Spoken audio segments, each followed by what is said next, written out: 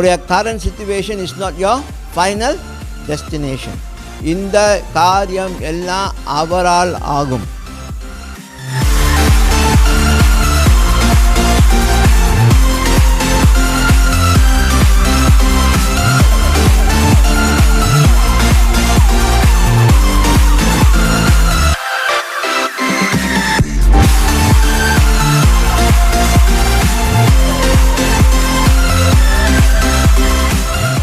ரொம்ப அழுத்தத்துக்குள்ளே போக வேண்டிய அவசியம்.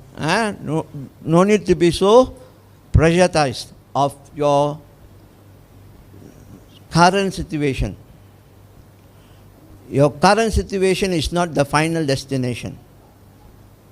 Amen. உங்களுடைய current situation is not your final destination. அதனால் நீங்கள் முன்னுக்கு போகிறத குறித்து மட்டும் யோசிங்க, ஆண்டவரை நம்பிடுங்க.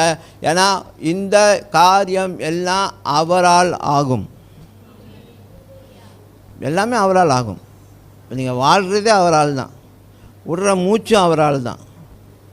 நீங்கள் அப்படி நல்லா இருக்கிறது அவரால் தான், வியாதி இல்லாமல் இருக்கிறது அவரால் தான், நீங்கள் ஆரோக்கியமாக இருக்கிறது அவரால் தான்.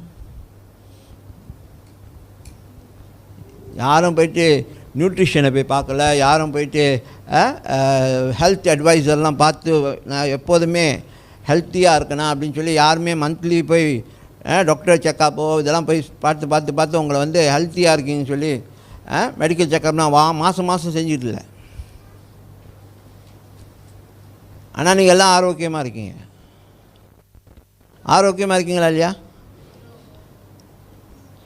ஸோ நீங்கள் அவர் மேலே நம்பிக்கை வைக்கிறதுனால அவர் உங்களை பார்த்துக்குவார்.